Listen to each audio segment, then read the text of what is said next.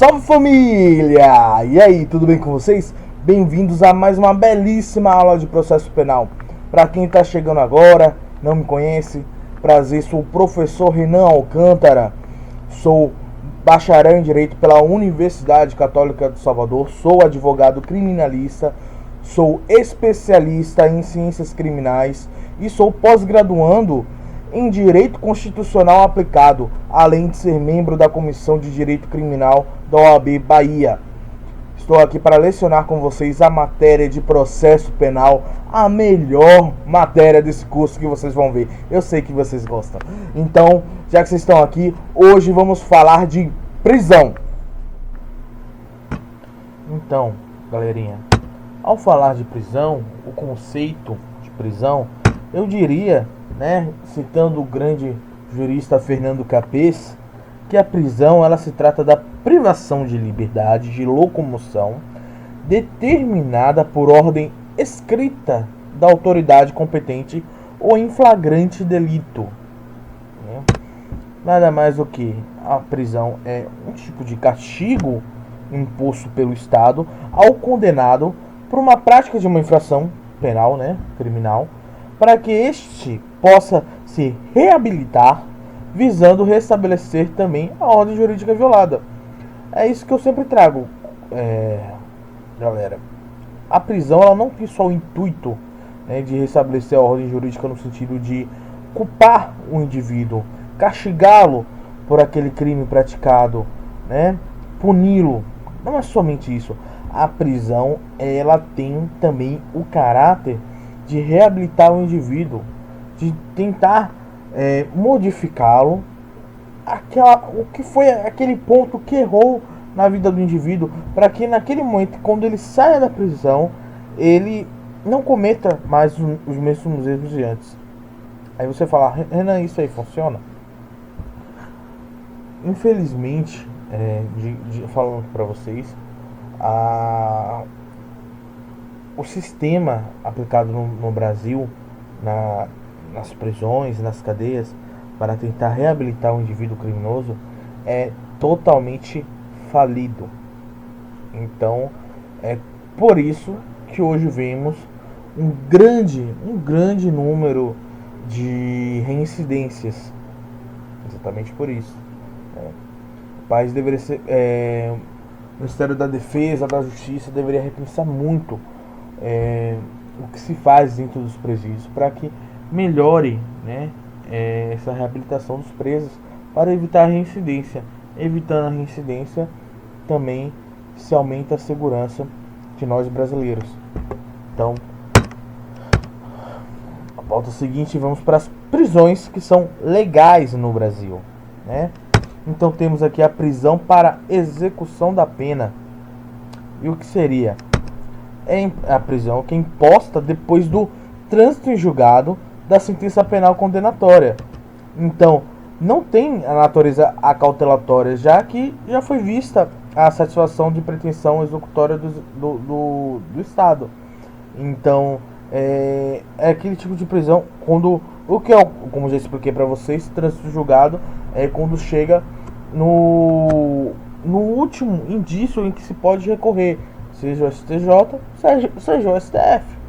Passou, esgotou todos os trâmites possíveis, para que se tente reverter a prisão do indivíduo, não conseguiu reverter, ele foi condenado, daí por diante se inicia essa prisão para execução da pena.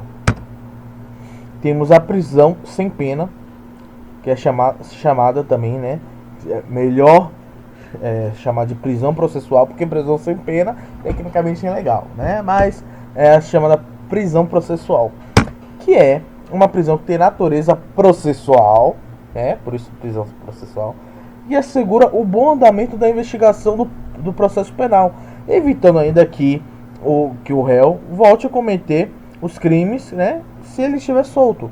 Então, a gente já trouxe sobre isso, que deve satisfazer para esse tipo de prisão o fumus boni iuris, o periculum in mora, para que se possa prender uma pessoa antes mesmo de que ela seja executada, E os exemplos que eu já trouxe para vocês várias vezes, que é o tipo da prisão em flagrante, prisão preventiva e prisão temporária, né? Então, como eu já disse várias vezes para vocês, a regra da prisão é a prisão para execução da pena. Não é a prisão processual, não é prisão preventiva. Então, muitas vezes as pessoas, o leigo vê as matérias jornalísticas e fala: nossa, que absurdo, a pessoa fez isso e ela não tá presa. País injusto. Gente, o país não é injusto, pelo contrário, a gente tá com superlotação nas cadeias. Então, assim, a pessoa que é presa preventivamente é porque realmente, no caso de prisão temporária também, realmente é porque não tem o que se fazer. É porque realmente ali é um caso que a pessoa só olha e fala: ó, filho, se você ficar solto aqui, a gente já sabe que você, por exemplo, um caso de violência contra a mulher, o cara vai lá, tenta matar a mulher não morre. Se deixar ele solto, até pelo comportamento dele, a polícia vai olhar assim, dependendo, e falar: ó, filho, se tiver solto, você vai lá matar ela de novo. Aí, para evitar isso, se criou, né, as medidas protetivas, né, a Lei Maria da Penha, para que o indivíduo fique longe. Aí é um passo anterior, né, a esse tipo de, já para não ir logo para a prisão preventiva. O indivíduo descumpre a prisão preventiva, a medida protetiva, prisão preventiva imediatamente, né? É o caso da prisão temporária também, como eu disse, já trouxe para vocês o tempo de inquérito, né, policial. Então, o inquérito, com a pessoa estiver presa, já disse para vocês que se a pessoa estiver presa, ela pode ficar presa no máximo, né, 10 dias para se concluir o inquérito. Não se concluiu, a pessoa é solta, em caso de prisão temporária. Renan, se a autoridade policial conseguir indícios fortes para que ele faça o pedido ao juiz para converter aquela prisão temporária em uma prisão preventiva, aí já muda a questão, entendeu? Se ele não tiver conseguido, a pessoa é liberada, porque se continuar ali, imediatamente é considerado uma prisão ilegal, relaxamento de prisão. Entenderam? Temos a prisão civil, né? Que ela não pode se confundir com uma prisão penal. Não são os casos, não existe prisão civil que se confunda com a ação penal, não corre em processo penal esse tipo de prisão, né? Mas sim como uma obrigação civil. É uma prisão que é feito pedido por um juiz de vara civil. É totalmente ao contrário do que a gente vem estudando aqui, né, em processo penal. Então, assim, após a inserção do ordenamento jurídico pátrio do Pacto de São José da Costa Rica, entende que ela é apenas cabível nos casos do devedor de pensão de prestação alimentícia. Ou seja, só cabe prisão civil em caso das pessoas que estão devendo pensão alimentícia. Já trouxe diversas vezes para vocês aqui esse tema, então não esqueçam. Quando se fala de alguém que é preso por pensão alimentícia, ela não está respondendo criminalmente, não. É uma prisão civil. Então, porque depois da inserção dessa ordenamento pátrio, né, do Pacto de São José, porque antes de esse pacto, as pessoas poderiam ser presas, né, se tivesse, por exemplo, com uma dívida contra o Estado. Imagina aí, você está devendo o Estado, né, IPTU, tudo mais, aquela dívida está lá correndo na fazenda pública, e aí a pessoa não queria. Hoje é aquele negócio, é na base do devo, não nego, pago se puder, né? Já diria Gustavo Lima, deixa lá 5 anos até caducar, né? Mas antes, meu filho, se você deixasse lá, prisão na certa. Você era preso porque estava devendo. Hoje você só é preso se você estiver, no caso de prisão civil, se você estiver devendo pensão alimentícia. Fora, né, esses 3 casos que eu trouxe para vocês aqui, esses 3 prisões que são legais. Há outros tipos de prisões que aqui no Brasil são ilegais, né? E tem mais uma prisão que aqui no Brasil é legal, mas aí já é a chamada prisão disciplinar. Mas isso fica com um colega lá, né? Pedro Amambaí, tá sempre acompanhando a gente. Pedro Amambaí, que é de direito militar. E a prisão disciplinar já é com ele. Entenderam? Bom, vamos falar do mandado de prisão, né? Que é nada mais que um instrumento que se utiliza para se proceda à prisão do indivíduo. Então a gente encontra esse tema do mandado de prisão no artigo 285, parágrafo único do Código de Processo Penal, em que diz que o mandado de prisão ele será lavrado pelo escrivão e assinado pela autoridade, né? Ou seja, a autoridade é o juiz competente, designará a pessoa que tiver a ser preso por seu nome, alcunha ou sinais característicos, mencionar a infração penal que motivar a prisão e declarar o valor da fiança arbitrada quando esse caso for um tipo de caso afiançável, né? A infração. E ela será dirigida a quem tiver a qualidade para dar execução. Bom, amigos, vamos explicar o que quer dizer esse parágrafo único, né, do mandado de prisão. Como já disse, lavrado pelo escrivão, né? O escrivão da vara criminal é competente, o juiz vai assinar. Aí vai para a letra E.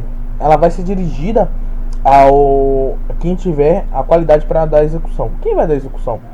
Delegado de polícia. Naquele momento, o delegado de polícia vai, através dos seus policiais, do SI, encaminhar operações para que seja realizada a prisão, né? Deve estar tudo redigido, esse mandado de prisão, inclusive o motivo da infração. A pessoa, o policial não pode chegar na porta do cara lá, bater, não sei o que, você tá preso. Preso por quê? Você tá sendo preso.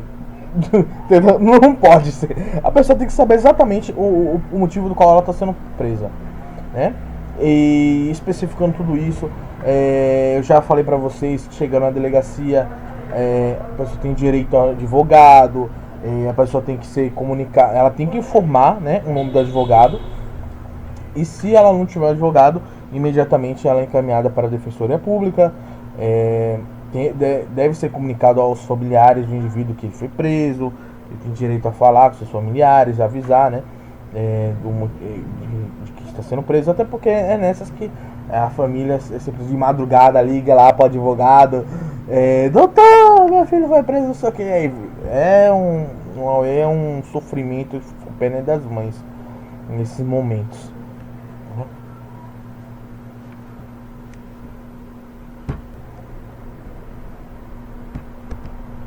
A prisão em período eleitoral. Eita, polêmica boa. Não será permitida a prisão do eleitor nos 5 dias que antecedem a eleição e nas 48 horas posteriores a ela, salvo em caso de flagrante delito ou cumprimento de sentença penal condenatória por crime inafiançável. É polêmico demais porque eu já vi muita gente praticamente achar que tá no inferno, que virou apocalipse perto das eleições. Ai meu Deus, não pode prender ninguém. Vamos com calma. Não pode prender. Como fala que não pode prender, são os casos, né, das prisões cautelares, como eu já falei pra vocês.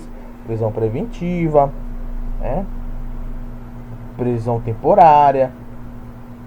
Agora o indivíduo foi preso no flagrante. Porra, me desculpe. Chega o policial e flagra o indivíduo lá assaltando um ônibus, né? Roubando o celular de uma senhora. Não vai prender o indivíduo porque tá próximo à eleição? Não. Entenderam? Então, meus amigos, não existe isso. Já pensou?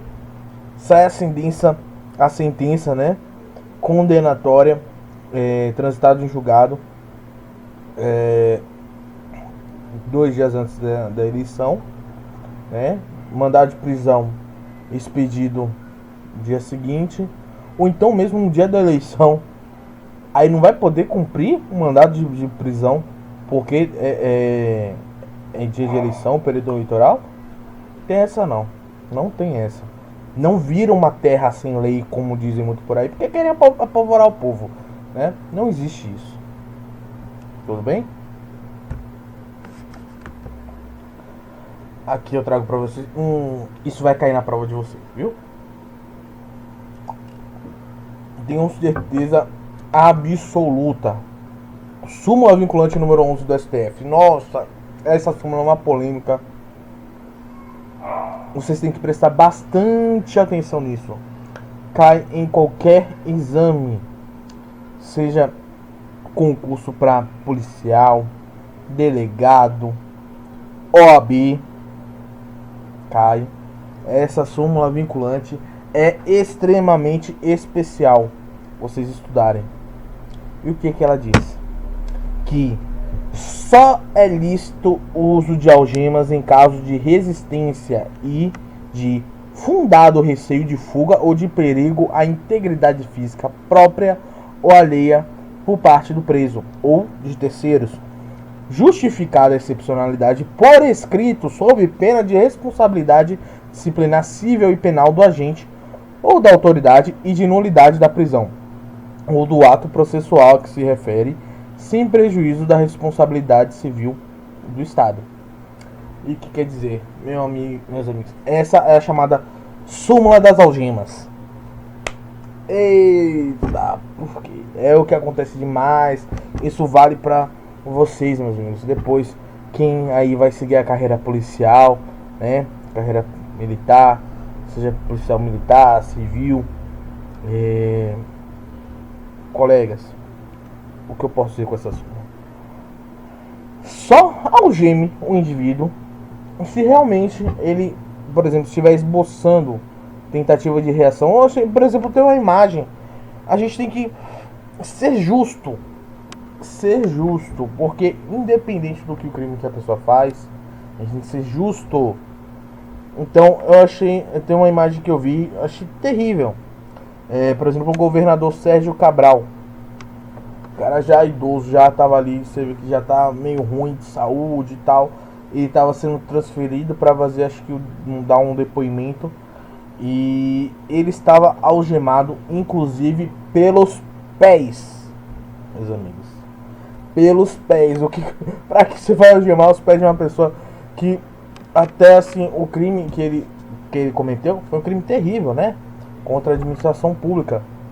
Mas a gente não pode nem dizer que ele cometeu um crime violento para dizer que dali por aquele crime ele poderia tentar esboçar algum tipo de reação, algum tipo de fuga, mas nem isso. A pessoa sai algemada pelos pés, isso é terrível. Então, quando, muitas vezes não é nem que a pessoa quer fugir, mas são aqueles casos que tem grande repercussão e na mídia, e sabemos como a sociedade quer linchar um indivíduo, vai para a porta da delegacia. Então, naquele momento, os policiais algemam o indivíduo, porque quando o indivíduo está algemado, os policiais têm maior controle sobre ele, não só no controle para conseguir evitar a fuga, mas também para protegê-lo. Então, meus amigos, quando vocês estiverem atuando, tudo mais, estiverem aprovados no concurso, tomarem posse, estiverem atuando aí na carreira, policial, se um indivíduo está sendo só um pouco mais grosso, respondendo de maneira mais exaltada, isso não é motivo para algemá-lo, entendeu? Não é motivo. Muitas prisões são prejudicadas, como eu disse, isso é causa de nulidade. Porque já aconteceu também outra coisa que muita gente acaba tirando, não especificando, como eu disse, nessa súmula diz que quando o indivíduo é algemado, deve ser justificado por escrito um depoimento o porquê que aquele indivíduo foi algemado. Aí você fala, vai saber como? Já ouviram falar do exame de corpo de delito? Já, né? Já falei pra vocês. Todo indivíduo, quando é preso, ele passa por exame de corpo de delito, né? E no exame de corpo de delito, mesmo depois, digamos, depois do depoimento ele seja liberado, ele contata um advogado. O advogado fala, você não poderia ter sido algemado. Deixa eu ver o depoimento dos policiais que fizeram sua prisão. Olha lá o depoimento, em nenhum momento menciona uso de algemas. vai para fazer o exame de corpo de delito nos braços do indivíduo, no pulso. E normalmente quando você algema, eles não dão uma algemadinha, é aquela, dão uma algemada porque fica realmente os resquícios, os indícios daquela algema apertada no pulso. Então faz o exame de corpo de delito e ali se comprova que o indivíduo foi algemado, junta no processo e pede a nulidade porque descumpriu esse ato da súmula vinculante número 11 do STF. E aí? E aí que também isso pode ser considerado como abuso de autoridade. E aí? Então por isso que eu digo, não, isso não é só para concurso, leve para a vida. Os tipos de prisões. Quais são os tipos de prisões que nós temos? Temos a prisão feita em domicílio, né? Ficou super famosa agora, né? Queiroz. E ela, podemos tirar essa questão da prisão em domicílio do artigo 5º, né, da Constituição Federal, que diz, né, dos direitos fundamentais, né, que diz que a casa é asilo inviolável do indivíduo, ninguém nela podendo penetrar sem consentimento do morador, salvo em caso de flagrante delito ou desastre, ou para prestar socorro ou durante o dia ou determinação judicial.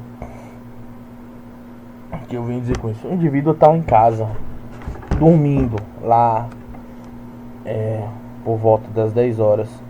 Polícia pode invadir para entrar com mandado de prisão? Não. Não pode. Mas aquele momento o indivíduo está agredindo sua esposa dentro de casa. O policial pode chegar lá, quebrar tudo e invadir? Pode. Por quê? Naquele momento o policial vai estar agindo em legítima defesa.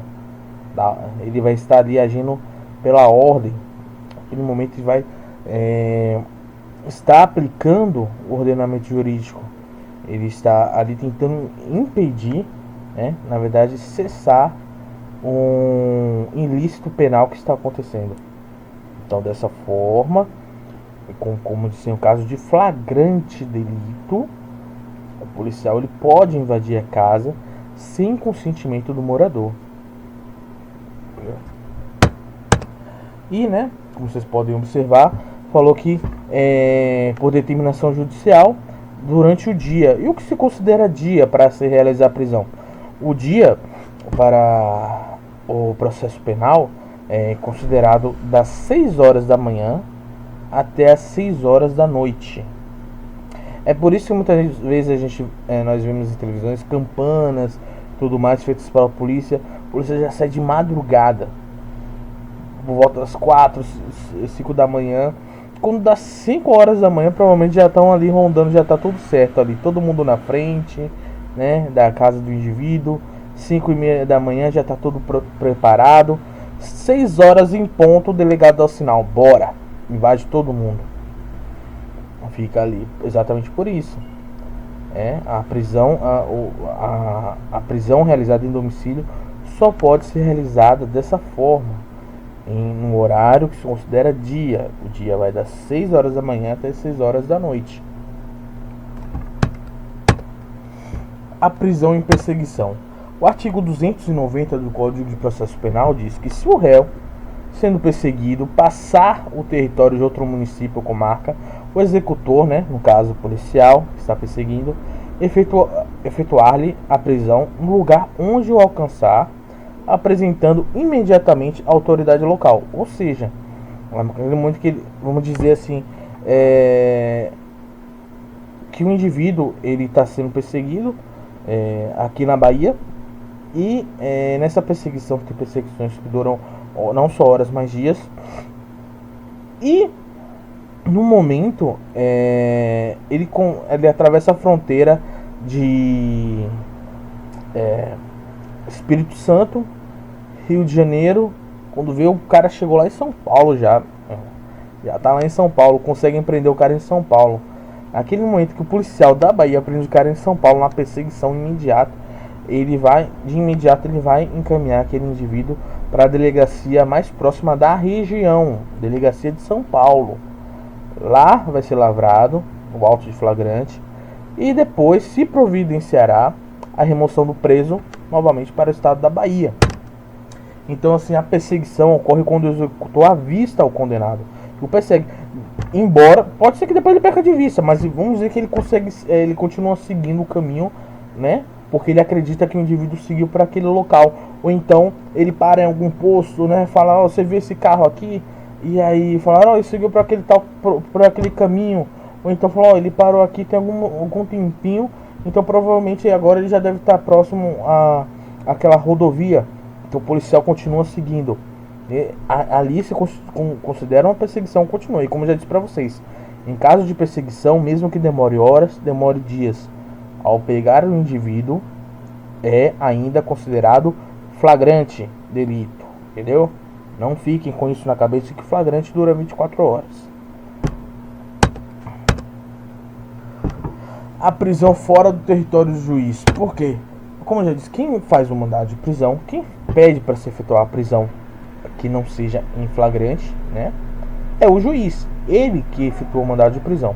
Então, artigo 289 do Código de Processo Penal diz que quando o acusado estiver no território nacional, fora da jurisdição do juiz processante, será deprecada sua prisão, devendo constar da precatória o inteiro teor do mandado.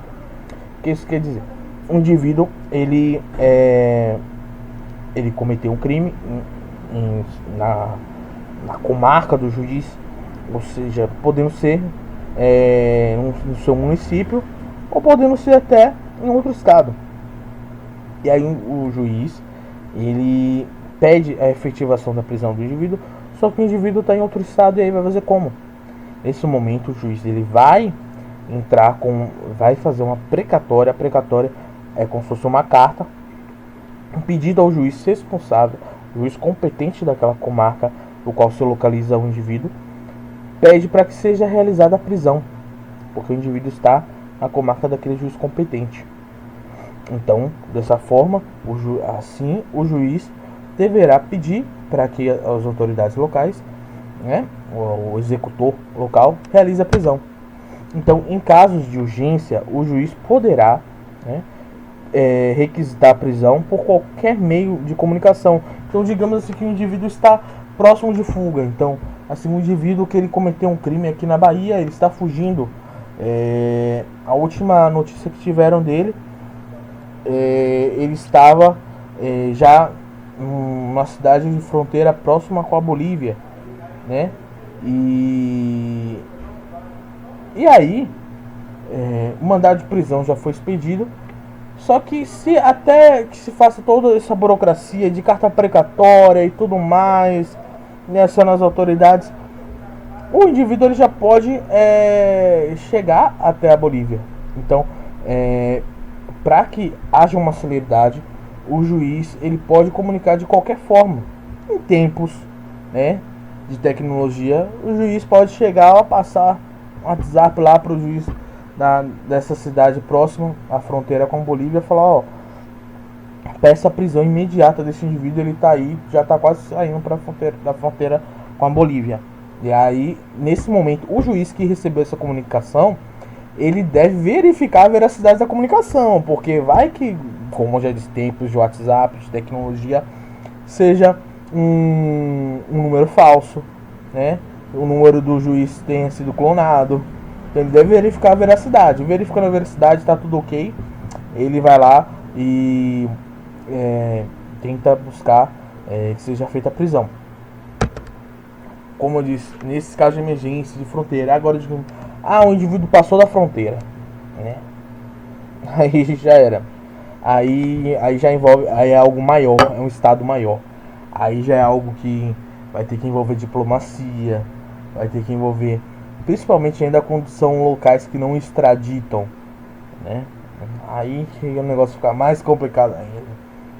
Nesses casos, como eu disse, o juiz, né, do qual, quando é fora do território do juiz, o juiz processante, né, ou seja, o juiz que dá comarca de origem do processo onde o indivíduo cometeu o crime, ele deve providenciar no máximo, prazo máximo de 30 dias a remoção do preso, né, que foi preso em outra comarca, ou contados de efetivação da medida. E isso é um caso que acontece muito, né? Por exemplo, vamos dizer assim, vocês já viram, por exemplo, o caso Queiroz. O caso Queiroz foi um caso do Rio de Janeiro.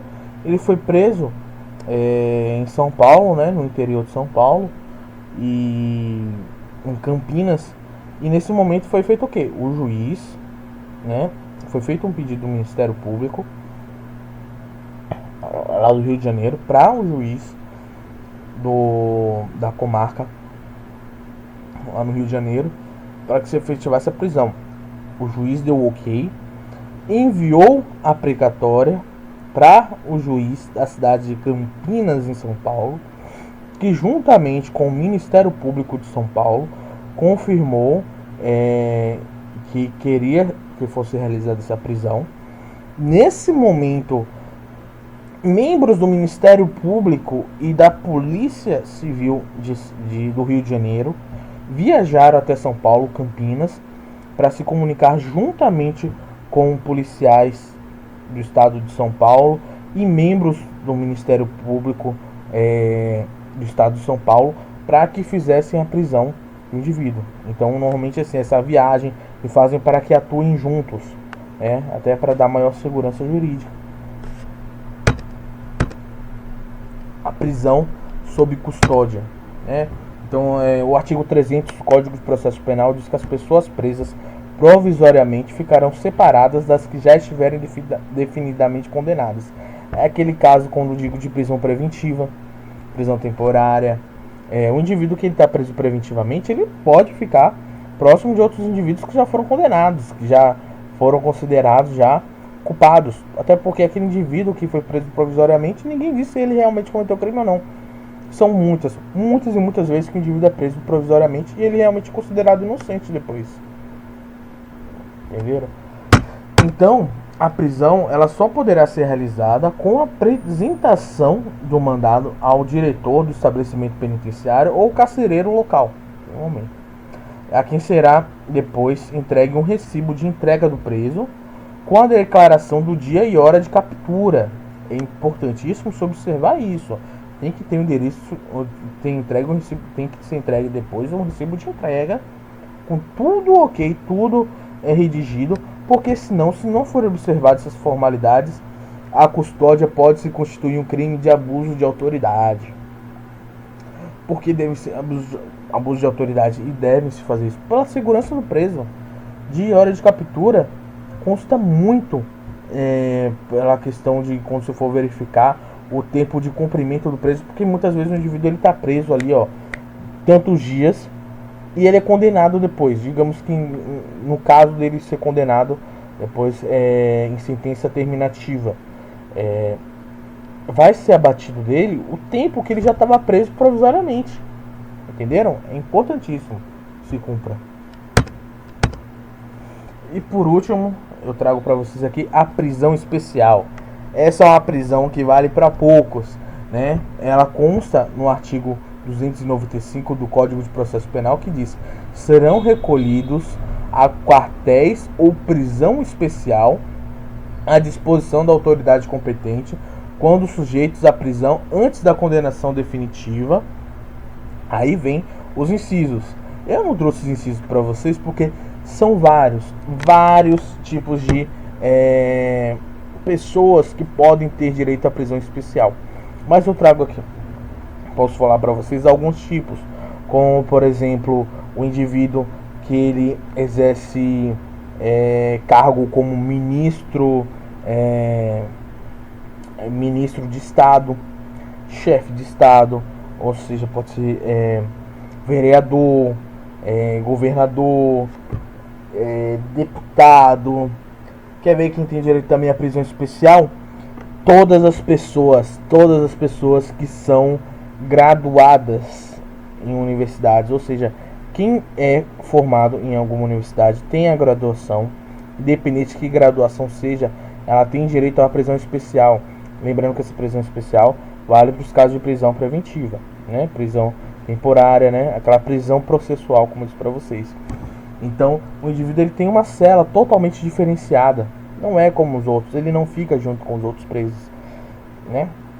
Então, a prisão especial, ela consiste no recolhimento do preso em um estabelecimento diverso daquela que abriga o preso comum, exatamente pela função do indivíduo, porque pela função, essa função traz uma prerrogativa, e não é em razão da pessoa mas que está sendo detida, mas sim em função do cargo que ela ocupa momentaneamente. Então, como eu falo assim, a questão do preso que é delegado, por exemplo, delegado, um policial militar tem a prisão, né? Diferente de prisão, policial militar. Policial militar, normalmente ele fica preso no batalhão, no quartel, aqui, eles, no momento está em reforma, mas aqui na Bahia, normalmente eles prendem no quartel do choque, né? A polícia do choque, polícia militar do choque. E não tem condição de você colocar um policial militar numa cela comum, né? Por mais crime que ele tenha cometido. Agora, depois, como disse, em função do cargo, digamos que depois esse policial ele seja expulso da corporação, e tudo mais, aí sim as coisas já mudam, né? Agora, havendo a sentença terminativa, como eu disse, o preso especial será recolhido ao estabelecimento penal comum, porém ele ficará em uma dependência separada, né? Ele não se misturará com outros presos. É uma cela comum com de outros presos, mas não é aquela cela de aglomeração como a gente já cansa de ver em documentários, programas de televisões e tudo. Para vocês eu digo a da prisão especial para todos os cargos, mas para nós advogados a gente tem algo melhor, chamada sala de Estado Maior. Então, nós advogados, o que é a sala de Estado Maior? A sala de Estado Maior é algo ainda melhor que a prisão especial. Também conta pra gente somente no momento das questões de prisão processual. Depois também é recolhido em um estabelecimento penal comum, né? Mesmo trâmite, mas a sala de Estado Maior, né? Da mesma forma que a sala de Estado Maior, a prisão especial tem uma certa peculiaridade que deve ser observada. Se naquela dependência, isso acontece muito no interior, se naquela dependência ali não estiver adequada, não tem uma prisão especial, não tem uma sala de Estado Maior, é um direito do indivíduo, né, através de uma requisição, seja do Ministério Público, do próprio advogado, do indivíduo, que essa prisão seja convertida em uma prisão domiciliar, né? Prisão domiciliar tem direito tem direito não, a pessoa deve estar com tornozeleira, sim, mas é obrigatório ter tornozeleira para liberar esse indivíduo para prisão domiciliar? Não. Se não tiver tornozeleira, ele não pode ser privado do seu direito de ter a prisão domiciliar. Então, mesmo sem tornozeleira, esse indivíduo será encaminhado para a prisão domiciliar. Entenderam? Então ficamos aqui, meus amigos, mais uma belíssima aula que trago para vocês. E é isso, um abraço e até mais breve.